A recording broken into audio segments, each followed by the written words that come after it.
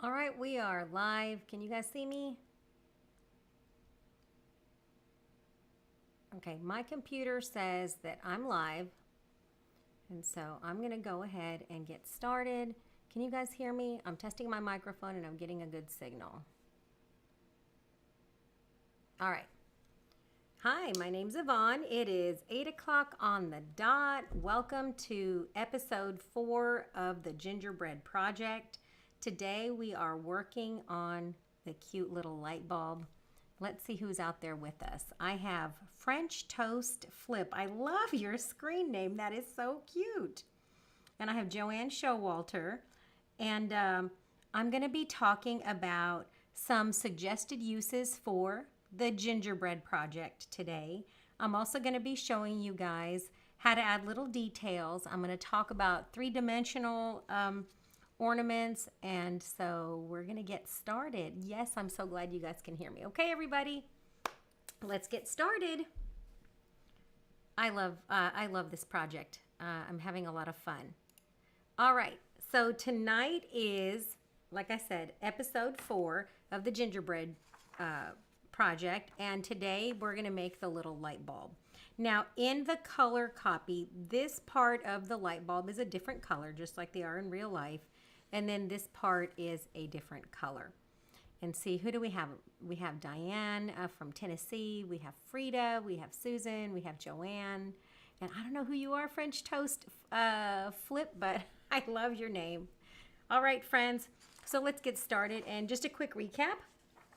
So as you know, I've been doing this project in both fabric and felt to just kind of test out a bunch of different methods for construction. This is a great little project to experiment using your sewing machine in interesting ways, or even just perfecting or improving your hand stitches.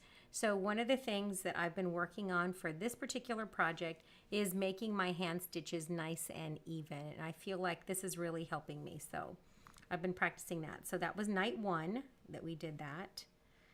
We had night 2, and we were working on the star, and I'm still kind of working on this. I wasn't too happy. My little fuzzy yarn that I used, because I used a little bit of woolly yarn, and when I started to stitch over it, it looks a little bit sloppy, so I might pull that off. I don't know. I can be a perfectionist sometimes. So we'll be working on that, but you could always experiment with other things for these little gingerbread pieces. So maybe a pipe cleaner, you could always stitch down a little pipe cleaner. So I thought maybe this cute little fuzzy thing would work. And so I'm going to try to teach you something different today. So these are all skill builders. So as you can see, this is what my little star looked like when I stitched it by machine on the back. And this is what it looks like when I hand stitched it from the front. And like I said, I'm playing with different size stitches. This is a double thread. This is a single thread, so you can see the difference. This one looks a lot more rustic. I'm trying to get those stitches good and even so that it looks like it's been done by a machine. And then today we are going to be working on the little light bulb, and I made mine just a single color. And I did something different than I did with my other ones. With my other pieces, I cut them out first, then I layered them and I cut them out. But this time I went ahead and I stitched my light bulb to these larger pieces. And I did that so that I could grab them easier to do a lot of embroidery. And so this is what I did. I did a metallic little straight stitch across there, as you can see. And then I did a little teeny tiny blanket stitch all the way around in green. On my little Christmas hat that I did last night, I did an invisible stitch, and so I made it the same color, and I used a very fine silk thread, if you can see that. And that's like a little teeny tiny stitch that goes all the way around, and that just has a different look, right? What I also did today is I basted this on and I stuffed it with a little polyfill. And I can take my needle and I can move it around. So how I did that is I took my little piece of felt that I cut out for here, and I stitched it all the way around the bottom with a basting stitch. I stuffed it, then I basted across the top, and then I just went around and it gave it that little kind of puffy brim to the hat. And I like how that looks. If your stuff gets distorted, still have to go in and pull out the basting stitches. You can always take a needle and push the stuff around, or you can get a felting needle and you can push it down, and that kind of distributes the stuffing that's in there. So don't be afraid to experiment.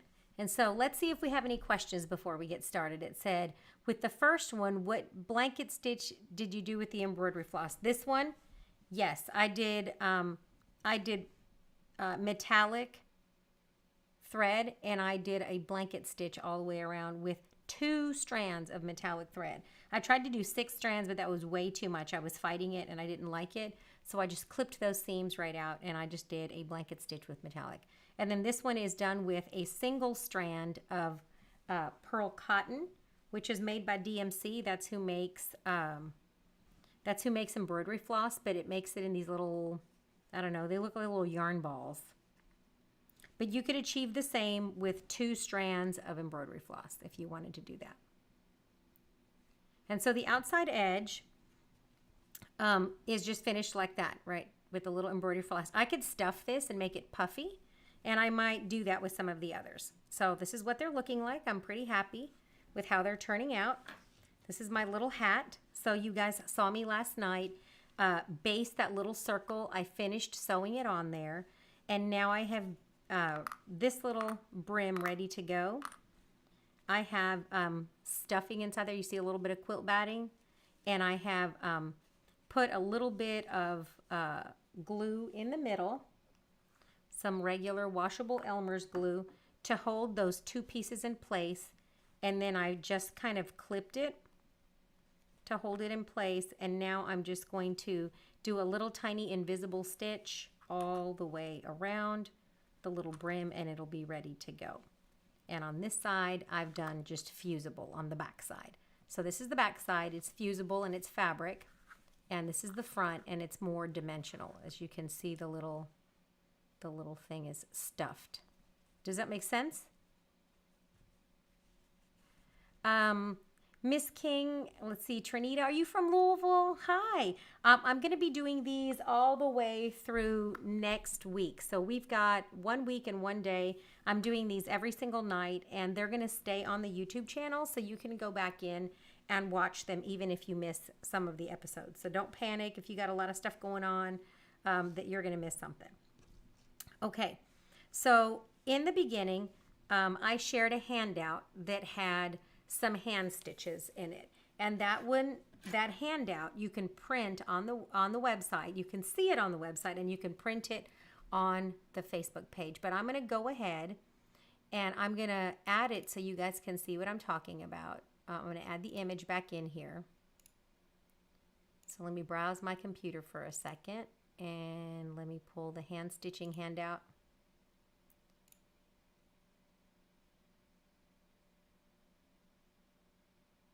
And I'm going to turn it upside down, and you're going to understand why. So this is upside down, right?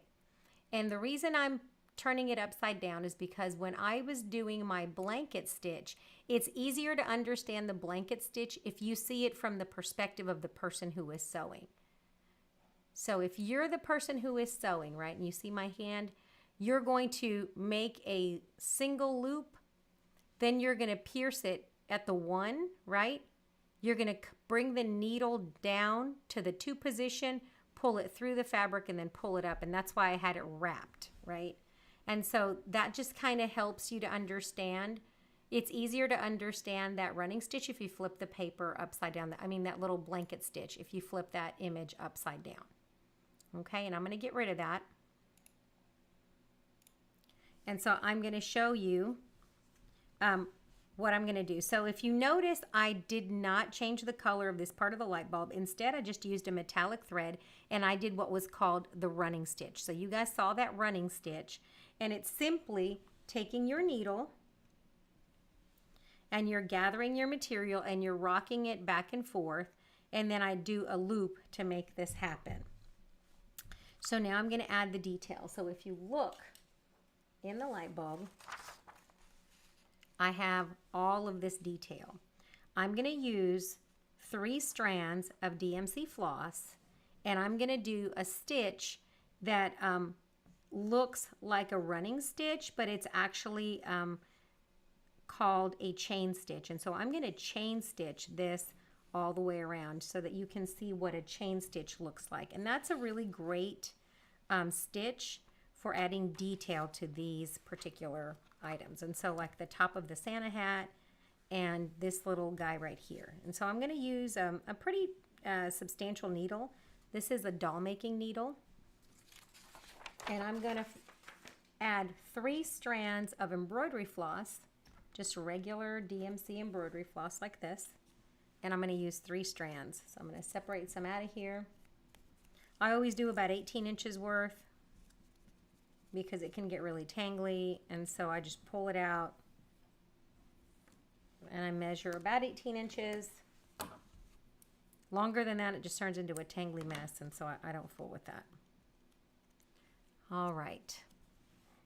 I hope you're enjoying these little patterns. Sometimes I get these ideas in my head and they look great on paper, but then you start working with fabric and you're like, I'm not so sure.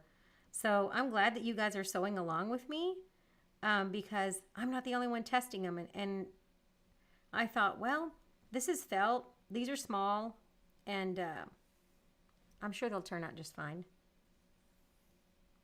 I had a couple of suggestions because I read all of the comments that you leave behind and the questions as well. And somebody suggested turning these into small applique blocks for a quilt, for like a wall quilt for their kitchen. And I thought, what a great idea. These would make great appliques in the center of like a modified log cabin. So if you wanted to do like a modified log cabin, you can do that. And as you can see, I'm taking my time. I'm doing 3 strands of DMC floss, which is half of the length, and I'm just taking my time to untangle that so it doesn't turn into a mess on me. Okay. So just let that hang. Then run your hand across it to keep them from being a tangly mess, and that should be ready to go. Sometimes the heat from my hand is all it needs. And there we have it. So I'm using 3 strands of DMC floss, and I'm using a fairly substantial doll needle. And this time I'm probably going to use a threader because trying to lick that is a pain. So I'm just going to shove the threader through there. And it just makes it easier when you're working with this much floss. Hi everybody. If you haven't said hello to everybody in the chat, why don't you drop your location, tell us where you're from. And tell me what you're planning on doing with these little guys. Are you going to make ornaments? Are you going to make some gift tags for a fancy present? These would even be cute quilt labels if you wanted to put, just take a single one of these and turn it into a quilt label for the back of a quilt. I think that would be cute as well, especially if you're giving it as a gift for the holidays.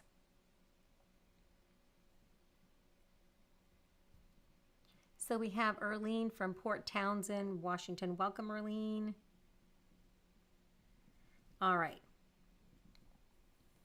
I don't want you to get super hung up on the details that you see in this image. This image is literally just a suggestion. You can do whatever design you want, but this is just a suggestion. So the first thing that I'm going to do is I'm going to go around the light bulb section of my ornament. The reason I have these pinned is because I matched them up. And so when I get ready to cut this out, I'm going to cut on the outside like this, and they're going to be the same size. This one was straight stitched on my sewing machine. Not a fan of this. It's going to be on the back. And then this is little teeny tiny hand stitched blanket stitch, and I think I prefer this method. Which one do you guys like? Do you guys like the blanket stitched one, or do you guys like the straight stitch? Which one do you like better? Tina's going to make magnets on the fridge. Oh, so those are going to be your grandkid ornaments, Robin. That's awesome. These would be great if you have an embroidery machine. You can embroider people's names. You can even embroider those by hand. You don't have to use a fancy machine. Take these little pins out. Oh, these little baby pins with the white heads so that I can find them. All right, I'm going to move that out of my way. And so the chain stitch is super easy. Just make a knot in the back and you come through here and you're going to make a loop. It looks like the Lazy Daisy stitch that you saw in the handout that is on the Facebook page, and you can see it on the website. And so the Lazy Daisy stitch is simply you come through the bottom where the knot is. Let me cut that thread out of my way. And you're going to create a loop like this. And you're going to bring your needle through that loop just right behind that entry point, and you're going to take a bite just like that. And so you're going to leave that loop around your needle like that, and you're going to pull it through. And try not to tangle your mess, right? And you're going to pull it through. I always put my finger on it because it keeps it smooth and it keeps it tangle free.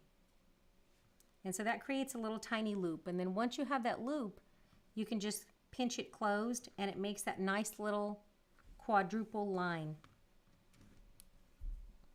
Then you do the next thing again. I'm going to stab my needle. If you notice right there in the center where this has come out, I'm going to take my needle and I'm going to stick it in the middle of this loop right there. And I'm going to come out about 1/4 of an inch on the other side. And again, I'm going to wrap my thread around the needle, and I'm going to pull it through. And I like to lay it on the table. I like working on a hard surface or a board just because it makes nice smooth stitches. Because what I don't want to do is tug too hard, because then that distorts the felt. So I just pull on the thread until it has the same exact size as the other one. And I can do some very, very fine detail work with this. I have had several people ask me about making a gingerbread man and a gingerbread house. What do you guys think about that? Do you think I should have a gingerbread man and a gingerbread house? If you think so, drop that in the comments and I will tally the votes. And if that's the case, then I will come through and make a little gingerbread man and maybe a little gingerbread girl too.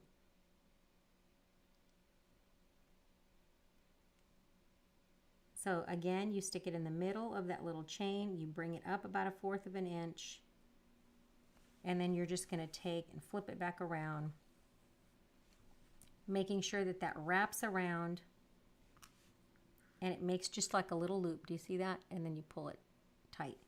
And so it makes a little teeny tiny chain, and that's why it's called a chain stitch. Do you guys see that? I could have done this with a chain stitch, but I just did a running stitch because that metallic thread is very stiff. So let's start voting. Let's see. Do you guys want a gingerbread girl and a gingerbread boy? Run, run as fast as you can. You can't catch me. I'm the gingerbread man, right? And what about a gingerbread house? A little gingerbread people and a little gingerbread house? Because once we started with cookies, we might as well do the whole thing, right?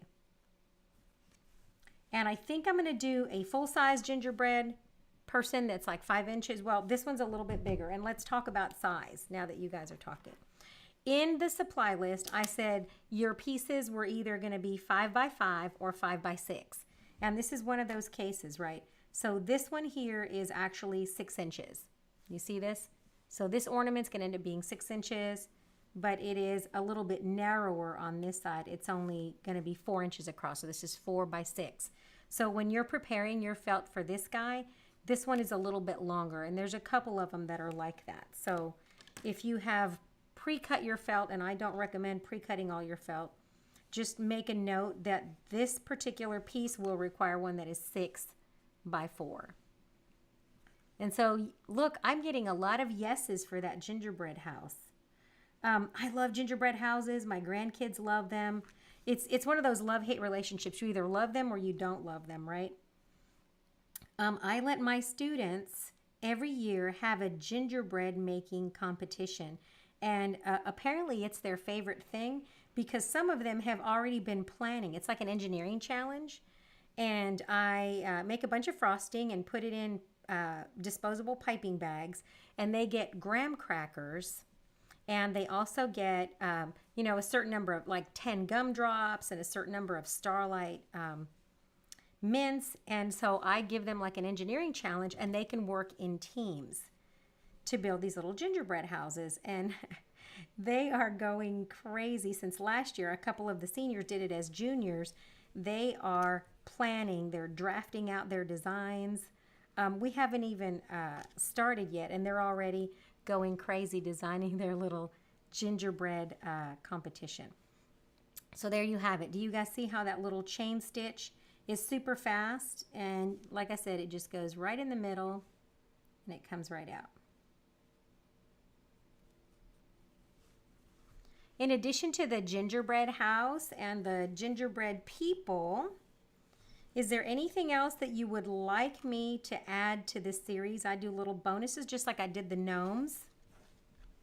I do little bonus surprises for you guys as I go. Sometimes it's literally just a quick hand sketch of mine with a Sharpie, and then I put it in there. I know I'm not a STEM teacher. I actually teach world languages, but I always let my students have a bit of fun. So if they do all of their work and they finish their projects, I believe in rewarding kids, and school should be fun sometimes. It shouldn't just all be work all the time. And so, yep, I let them make on the day before winter break. I let them make gingerbread houses, and I think it's going to be a lot of fun. So I'm looking forward to it. I'll share pictures with you guys on my Facebook page of the finished products. Last year we had 2-story gingerbread houses. We had one with a garage. It was a lot of fun. All right, so there you guys have it. Do you guys see how that is forming the little chain stitch around? And so it's easy peasy. The hardest thing with this one is keeping it even. So if you just remember that that stitch is about 1/4 of an inch, then you're in good shape. If you've never done this before.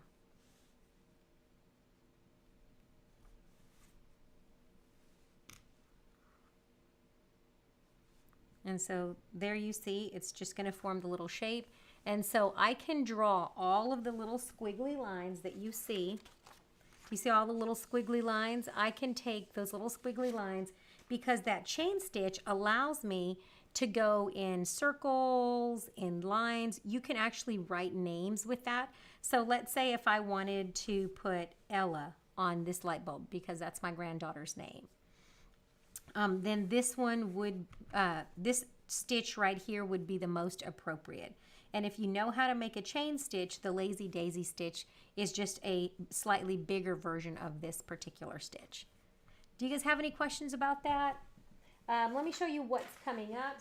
So far we had December 7th was the light bulb. We have the little wreath coming up on December the 8th. We have the little bells on December the 9th. We have the love cookie, and I'm going to be showing you how to do some fancy stitches on the love cookie on December the 10th. On December 11th, we have the happy mittens. On December 12th, we have the candy cane. On December 13th, we have the little, I call it Nordic Christmas tree. It has these cute little designs. It just kind of reminds me of some kind of Scandinavian design. And then on December 14th, I have Gingerbread Girl, Just Her Face. And then on December 15th, I have the snowy, I call it the Snowy Star, right? The Snowy Star. And that's what we have coming up. This is part of the project. So if you have not downloaded this on the website, it'll tell you that you need either 5x5 or 5x6 felt for the background. And then your pieces are either gold, red, or green. You need embroidery floss, yarn, large eye needles. You can use a chalk pencil, a regular pencil, or a pen. and then a stapler or pins depending on what it is that you want. So this is the entire pattern. It's a big pattern because it has a lot of images that I made, so you're going to have to download it, and then it'll print all as a single document. It's a single PDF. And that's free of charge on my website, so you guys are free to download it. If you have any friends that are interested in the project, just send them over to my YouTube channel. Ask them to watch and subscribe. That really helps me so that I can bring you more fun and free projects. And so if you will do that for me, that is amazing. And if you haven't liked this video, please give it a like and drop a comment. Pretty please. That helps keep my channel alive so that we can get some visitors to our channel and we could keep growing our community. All right. And then so there we have it. I'm just coming along. Like I said, this gets to be really fast. If you get really good at this, you can literally just go pretty fast and just push. And felt really stitches like butter. One of the things about sewing with felt is that you literally, if you have a nice sharp needle, you can just push it right through there. Not where you're using 6 strands of metallic, but it pushes right through and it makes a nice, neat, perfect little stitch all the way around. And like I said, I stitched it to the background first with my little tiny blanket stitch in green. And now I'm going to come in and put all of the details before I sew the 2 halves together. All right, friends.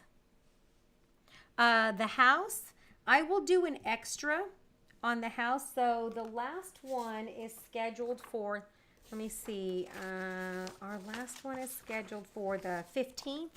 So I will do an extra one. Let me look at the calendar so I can schedule myself because I have so many things going on. I will do one on December 18th. I will do an extended live stream on a Sunday afternoon at 2, and I will do a gingerbread house, and I will do a gingerbread girl, but I will release the patterns as soon as I have them ready. So probably you can look on the website either the 17th or the 18th, and I'll release them then, okay? Does that make sense? All right, friends, somebody said they'd like to see an angel. Or a snow globe would be adorable. I'm going to do the best that I can. My time is limited too, so I can definitely promise a gingerbread boy and a gingerbread girl and a gingerbread house. But maybe I'll get time for all the extras. And if I don't release them right away, I may release them after Christmas because I'll have a little bit of time. I'm a full-time school teacher, and so this is the time of year when you got to keep all the ducks moving in the right direction, right? Little kids and high schoolers, I teach high school, get really excited this time of year, and sometimes they're very hyper, and so you've got to kind of keep them focused and keep them working because some of them are like ready for vacation and it's not vacation time yet, so they have to wait. All right, friends, it is 8:30.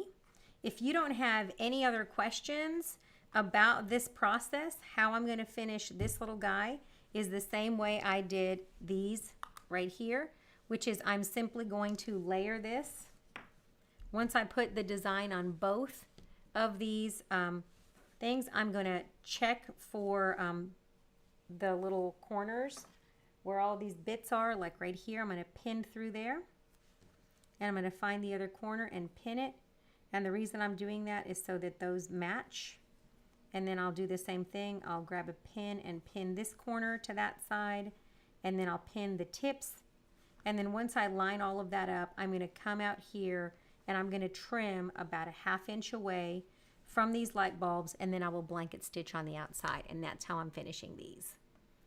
All right, friends, I hope that you're going to jump in there, dive in feet first, make yourself a few ornaments or a tag or a gift for somebody. Give it as a little treat. This one would actually make a cute little coaster. So if you wanted to make a set of these as coasters to put on your end table during the holidays, I think these would be cute too. So, all right, friends, you guys have a wonderful evening. It is 8:29. I've got to get showered up. I'm giving a quiz tomorrow. Don't tell my students they're getting a quiz tomorrow at school. And we have presentations coming up, so I've got to get ready for that. But thank you for joining me. Like I said, I try to teach you something a little bit different every night and show you the progress that I'm making to hopefully give you some ideas and inspire you to keep on sewing. Thank you for visiting me tonight. You guys have a wonderful night, and I will see you guys tomorrow night, same bat time, same bat channel. And if you're of a certain age like me, you know what I'm talking about. All right, friends, you guys have a wonderful night. Merry Christmas, everybody. It's almost here. Good night.